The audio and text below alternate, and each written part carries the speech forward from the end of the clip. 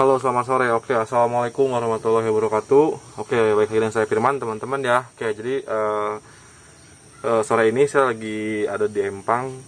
Kebetulan saya baru beres sampah, teman-teman ya, karena berantakan banget gitu kan ya. Karena kemarin juga ada yang mancing nih. Ya, jadi saya buat vlog ini sekitar jam 5 teman-teman ya, jam 5 sore. Sekalian mau pulang, saya buat vlog dulu, nggak apa-apa lah ya. Oke, jadi di video sebelumnya udah saya bahas bagaimana sensasi yang lumrah dialami oleh penderita anxiety, teman-teman, seperti takut mati, takut gila, terus juga badan kelayangan, terus sempoyongan, berasa mau pingsan, mau jatuh, teman. Itu lumrah banget, teman-teman ya. Kenapa dibilang lumrah? Karena saya pun sebagai penderita cemas berlebih, saya mengalami itu, teman-teman ya. Nah, terus pertanyaan, terus dari mana bisa bilang bahwa saya kena cemas berlebih? Saya kena cemas berlebih itu langsung diagnosa oleh dokter psikiater dan psikolog, teman-teman ya. Oke, jadi waktu itu juga saya ngalamin semua sensasi yang kamu rasain, teman-teman ya. Tapi di sini bukan bermaksud biar kalian menyamakan penyakit atau menyamakan sensasi seperti apa yang saya rasakan, enggak, teman-teman ya. Emang kayak gitu rasanya ya. Nah, rencananya sekarang saya mau bahas pengalaman lagi, teman-teman ya. Part 1 saya selalu buat pengalaman, namun sekarang pengalaman takut akan penyakit yang gede, teman-teman ya. Oke, jadi saya yakin kamu juga pernah ngerasain ini. Terus juga ya pokoknya bukan kamu doang ya, teman saya, terus saya pribadi, apalagi teman-teman, pokoknya lumrah banget ya. Jadi kita pernah ngerasain takut banget sama penyakit, teman-teman ya. Nah, saya mau bahas bagaimana pengalaman saya di situ.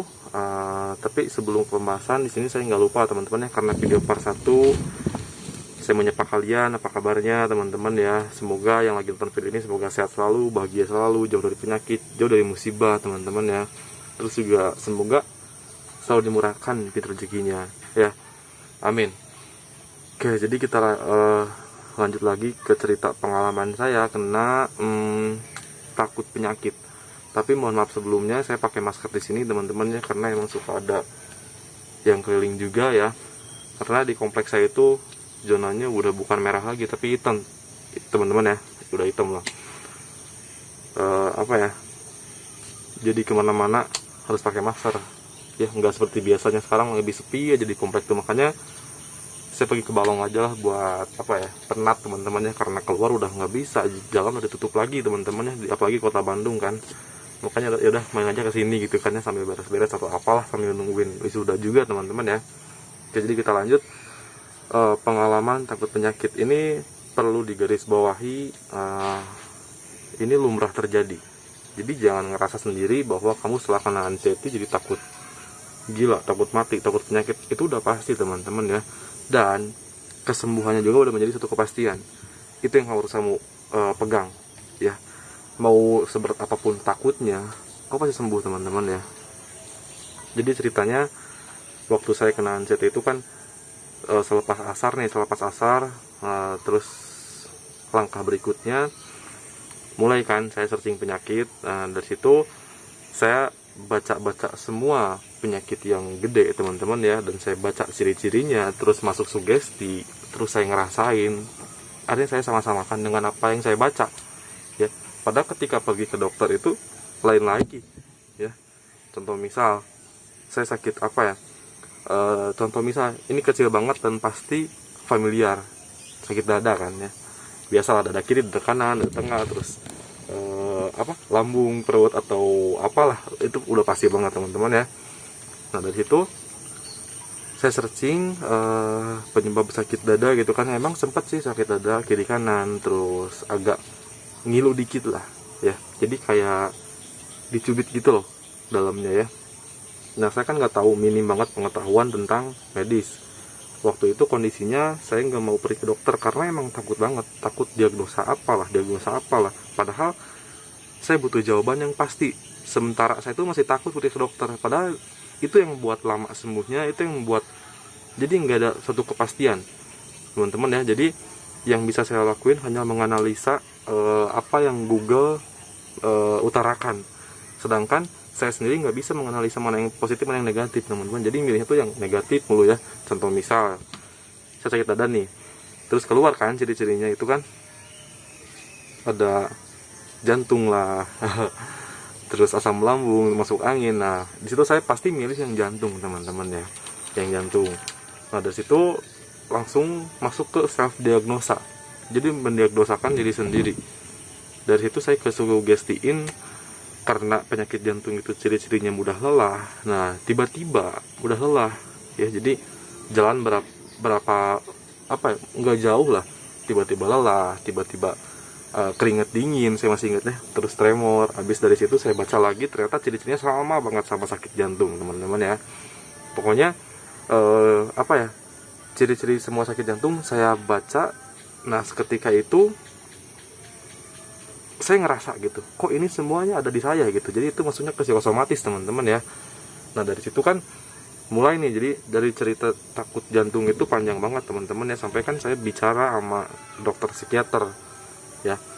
Nah dari situ kan saya sering bilang di video sebelumnya bahwa ketika saya mau EKG, saya pernah EKG, sebelumnya ditanya dulu kan keluhannya apa, katanya kan nggak bisa ya kita mau EKG tiba-tiba di EKG aja, enggak, tapi nanya dulu keluhannya apa. Nah waktu itu kan saya bilang keluhannya itu yang pertama takut, terus agak sakit dada aja gitu, tapi masih sanggup pakai motor sendiri. Nah itu yang buat dokter saya tuh heran ya. Dari situ mulailah gitu kan ya. Nah balik ke rumah nggak percaya teman-teman ya, ketika hasilnya oke, udah di pakai stetoskop teman-teman ya, itu hasilnya normal, terus juga detak jantung juga normal, apalagi ya, pokoknya semua organnya itu katanya normal karena memang masih muda, katanya kayak gitu ya. Nah nyampe rumah itu masih nggak percaya, karena di rumah itu ngerasa horor banget teman-teman ya, kok tiba-tiba dikasih sensasi kayak gini. Jadi nggak ada teman buat sharing, nggak ada teman buat yang ngertiin perasaan saya, tuh nggak ada teman-teman ya. Jadi yang bisa saya lakuin tuh cuma sendiri searching penyakit di Google, masuk forum teman-teman ya. Nah dari situ saya nggak percaya, terus saya ngerasa bahwa ini ada yang salah ya. Nah dari situ saya mulai pergi ke psikiater langsung teman-teman ya. Awalnya kan psikolog dulu nanya-nanya gitu kan ya, tapi karena emang nggak puas langsung aja ke psikiater. Nah dari situ diketawain kan, katanya kan saya pernah cerita sebelumnya ya, dokter psikiater, kenapa katanya gini, saya pengen EKG, terus apa alasannya, saya takut jantung katanya gitu ya. Nah tiba-tiba ketawa kan, kamu itu masih muda katanya teman-teman ya, masih muda, masih masih bagus lah jantungnya. Coba saya cek pakai stetoskop dulu katanya, dicek semuanya, ini masih bagus katanya. Pokoknya nggak ada masalah di organ tubuh kamu, tapi yang masalah di pikiran kamu katanya. Nah dari situ saya aware teman-teman ya, bahwa yaudahlah saya percaya waktu itu. Ditambah duit saya habis teman-teman ya, jadi sampai duit habis, sampai nggak kuliah, pakai bekal duit kuliah saya sana sini buat cerita buat periksa jantung doang teman-teman. Padahal pada akhirnya alhamdulillah ya, saya masih bisa olahraga juga, masih normal, pokoknya nggak ada apa-apa dengan jantung saya teman-teman ya. Nah itu pengalaman tentang takut jantung, jadi sampai psikiater tembusnya teman-teman ya. Nah pernah saya bilang, saya cerita bahwa anxiety itu udah pasti takutnya itu beda-beda. Jadi bulan sekarang jantung, bulan depan apa, tapi yang takut sebelumnya itu kelupain ya. Nah itu lagi nih bulan berikutnya itu tiba-tiba takut diabetes teman-teman ya. Saya pernah takut diabetes karena gini loh, almarhum mama itu kan meninggalnya karena yang pertama takdir, yang kedua dipenyertain sama sakit punya diabetes juga teman-teman ya. Nah ketika itu almarhum mama suka cek gula darah, terus ya pokoknya semua dicek lah, gula darah, asam urat, kolesterol, juga tekanan darah. Nah ketika saya udah lepas dari takut jantung itu, karena udah tenang juga ya, karena udah dikasih tahu sama dokter bahwa saya masih muda, masih ini masih itu, akhirnya saya yakin. Nah ketika saya nganter mama cek gula darah itu, saya tiap hari lihat mama itu disuntik ya, almarhumah itu bukan disuntik ya, diambil sampel darahnya, terus keluar dari alatnya gitu kan, langsung keluar hasilnya gitu. Nah mungkin, tapi saya nggak nyalahin almarhum mama teman-teman ya, mungkin karena keseringan saya lihat almarhum cek ini cek itu, jadi kesugestiin. Jadi saya tuh punya pemikiran, wah jangan-jangan. Nah kayak gitu teman-teman. Jadi sampai tanpa sepengetahuan orang tua saya cek sendiri ke apotek ya. Nah di situ mulailah jadi takut banget diabetes teman-teman ya. Jadi saya sempat cek satu hari itu sampai 4 kali kalau nggak salah ya, 4 kali bolak-balik apotek buat cek gula darah saya, karena emang takut banget, takut kayak almarhum mama teman-teman ya. Nah dari situ tapi hasilnya semua normal. Jadi saya itu jadi nambah wawasan tentang medis teman-teman. Jadi kalau misalkan mau cek diabetes itu kan sebelum makan puasa 8 jam dicek, harus di bawah 100. Nah terus kalau misalkan udah makan 2 jam dicek lagi, harus di bawah 160. Nah itu jadi saya tahu sampai segitunya teman-teman ya. Nah saya cek itu tiap hari sampai berapa minggu ya, pokoknya tanpa sepengetahuan mama saya udah ke apotek aja ya, udah cek ini cek itu, tapi semuanya normal teman-teman ya. Jadi semuanya normal. Nah jadi dari situ juga saya habis duit teman-teman ya. Jadi saya bela-belain nggak pergi ke kampus, malah bela-belain ke apotek gitu. Jadi udah ke apotek koyo banget ya, sebelum pergi ke kampus saya ke apotek, belum makan kan, nah dicek dulu, terus udah makan 2 jam pergi ke apotek cek lagi gitu kan ya, ntar sorenya cek lagi, ntar sebelum tidur juga cek lagi. Pokoknya jadi takut penyakit teman-teman ya.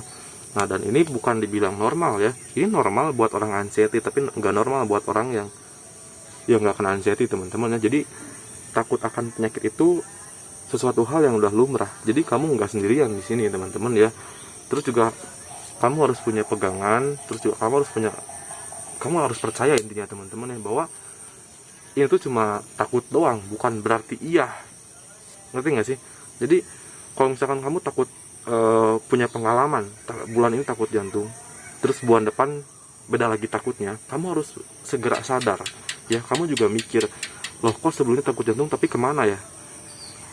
Nah kalau misalkan takutnya beda lagi, berarti takut yang sekarang itu pasti hilang seperti sebelumnya gitu teman-teman. Jadi kamu harus punya pegangan dari situ ya. Nah mungkin pengalaman takut penyakit itu apa ya, kalau diceritakan sih panjang banget teman-teman ya, karena takutnya sih nggak itu doang. Kalau misalkan saya ceritain satu-satu ya, saya pernah takut jantung, takut diabetes, takut asam urat teman-teman ya, takut tekanan darah tinggi, terus juga takut tumor, takut kanker, pokoknya banyak lah. Jadi apa yang saya baca di internet pasti saya takut ya. Prosesnya saya baca ciri-cirinya, setelah itu saya ngerasain semuanya ya. Itu namanya psikosomatis teman-teman. Jadi sakit karena pikiran sendiri ya. Nah sekarang ya alhamdulillah udah nggak ada lagi takut-takut, karena kuncinya emang jangan banyak pikiran ya.